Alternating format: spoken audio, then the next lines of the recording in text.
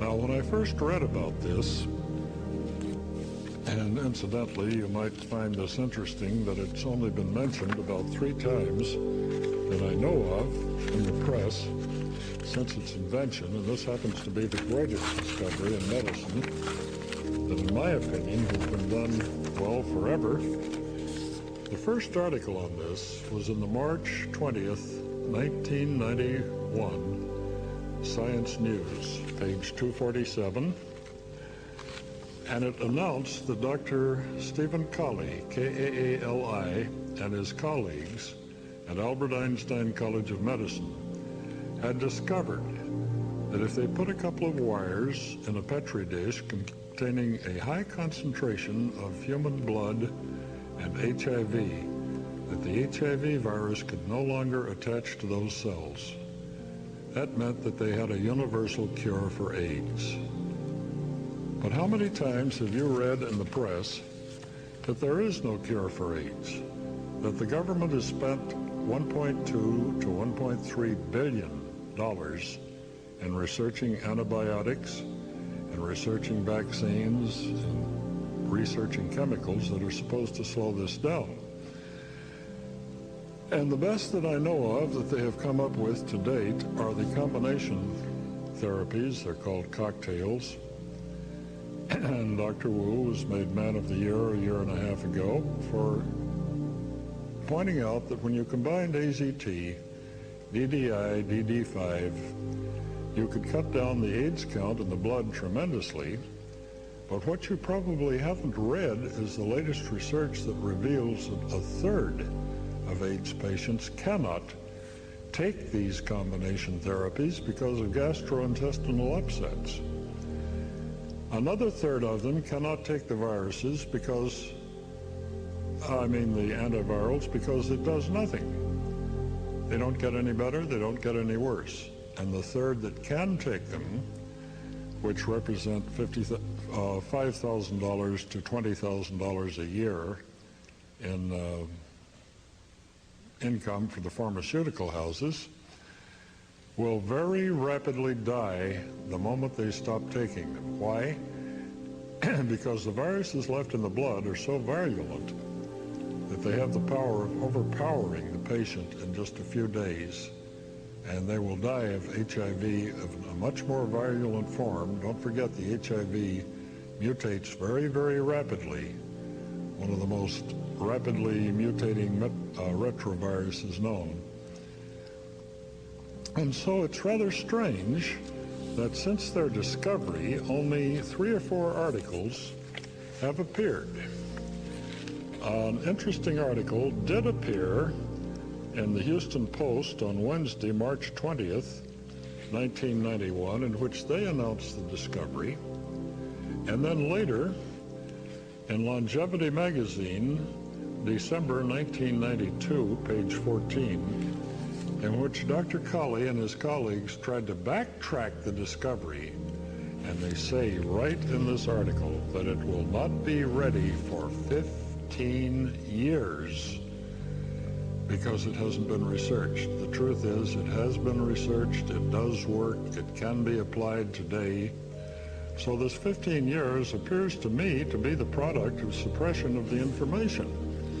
Somebody doesn't want this information out here, and if people have accidentally heard about it, they've got to tell them, no, it's not ready yet, it doesn't work, etc. Well, in about 1991, I heard about this article, the one in Science News, and I ran to the library to get it, and it was gone. We tried a number of libraries in Orange County, California.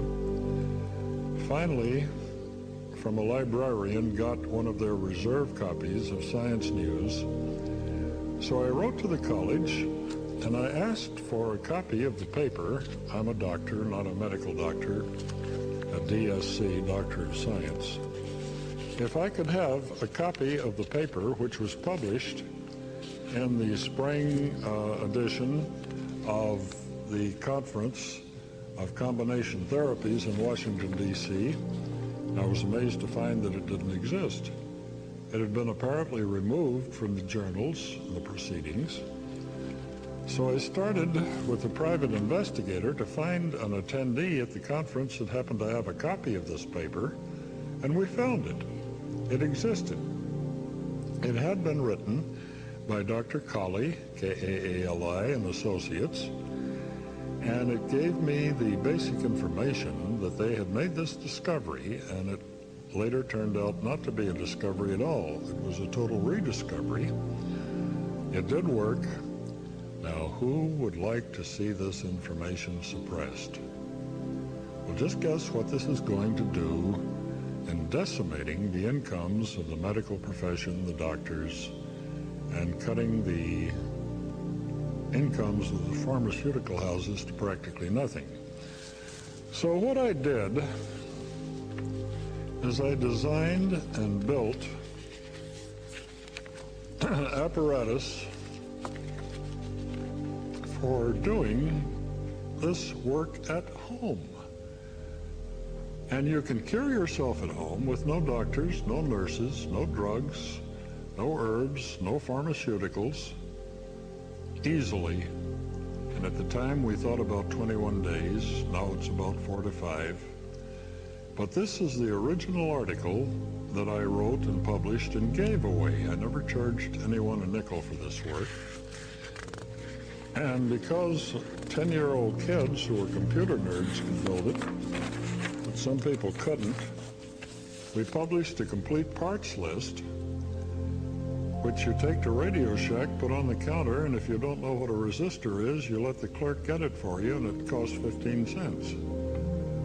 100K pot costs $1.34, etc.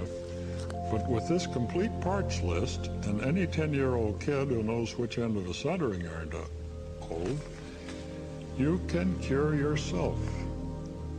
Now this is pretty remarkable because the message here is basically take back your power. You yourself have the sovereign power over controlling any infectious disease. Now, diabetes is not considered an infectious disease, multiple sclerosis, etc., etc., etc., broken bones. But if your disease is based on any infection from any known or unknown parasite, virus, germ, fungus, it will cure it. But instead of using the word cure, I'm surely supposed to use the word spontaneous remission, because if you use the word cure and you're not a medical doctor, it's a felony in most of the states, including the one where I live. So my goal today is to give all the people who want, and this is about 15% of you, you'd think that anyone wants to get healed, but they don't. Anyone doesn't. 85% of the gross population in this culture, Judeo-Christian background, are known to have a death wish. And if they have a death wish, there's nothing you can do to convince their conscious mind, because the death wish is unconscious, to make the person get better unless he chooses to, he or she. So what you do now here... a story we guarantee most of you have never heard before. Big money is being made from the sale of fetal body parts. Even the most ardent pro-choice advocates, like Planned Parenthood President Gloria Feld, are disturbed by what we found. It seems inappropriate, totally inappropriate. Where there is wrongdoing, it should be prosecuted and should be brought to justice.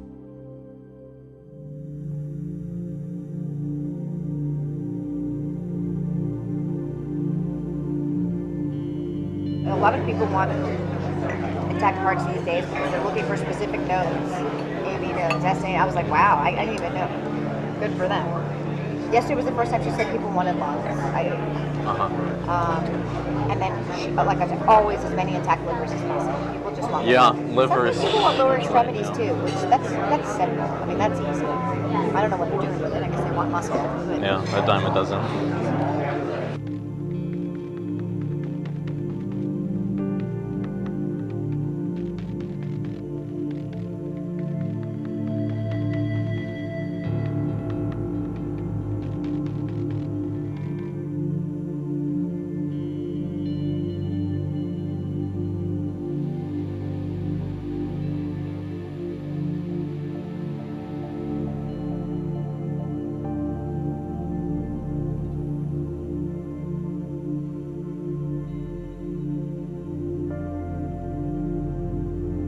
I'm the medical director for the national office for all of the Right. affiliates. So I say, okay, what are you looking to supply today? We've been very good at getting heart, lung, liver.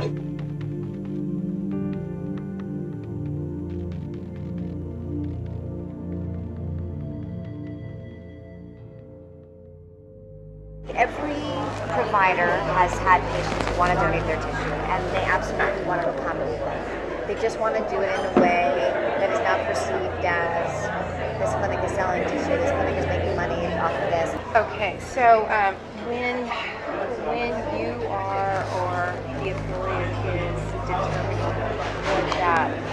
what that is monetary, Yes. so that it doesn't raise any question of this is what it's about. This is the main. What price range would you? You know, I'm going to throw a number out. I would say it's probably anywhere from $30 to $100, depending on the facility and what's involved. The $30 to $100 price, that's per specimen that we're talking Per about, right? specimen. Yeah. Yes. The $30 to $100 price, that's per specimen that we're talking Per about, right? specimen. Yeah. Yes. How much of a difference can that actually make if you know what's expected or what we need versus? It makes a huge difference. I'd say a lot of people want liver, and for that reason, most providers will do this case under ultrasound guidance, so they'll know where they're putting their forceps. Kind of rate-limiting step of the procedure is calvarium. Calvarium, the head is basically the biggest part. Most of the other stuff can come out intact. Right. It's very rare to have a patient that doesn't have enough dilation to evacuate all the other To bring the body cavity out Exactly. intact and all that. So then you're just kind of cognizant of where you put your brassicas. You try to intentionally go above and below the thorax so that, we've been very good at getting heart, lung, liver, because we know that, so I'm not going to crush that part. I'm going to basically crush below, I'm going to crush above, and I'm going to see if I can get it all intact. And with the calvarium, in general, some people will actually try to change the presentation so that it's not a vertex, because when it's a vertex presentation, you never have enough dilation at the beginning of the case unless you have a real huge amount of dilation to deliver an intact calvarium. So if you do it starting from the breech presentation, there's dilation that happens as the case moves out, and often the last you can evacuate an intact calvarium at the end. So I mean, there are certainly steps that can be taken. So they can try convert to ensure- breech, for example, at the start of the. Exactly. They can, Excellent. under ultrasound guidance, they can just change the presentation.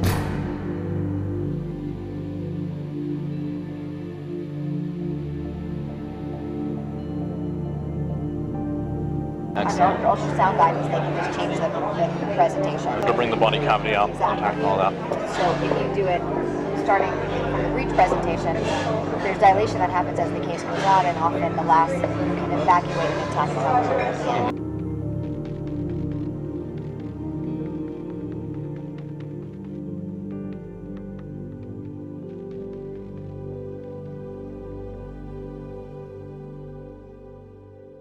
Federal abortion ban is a law, and laws are up to interpretation.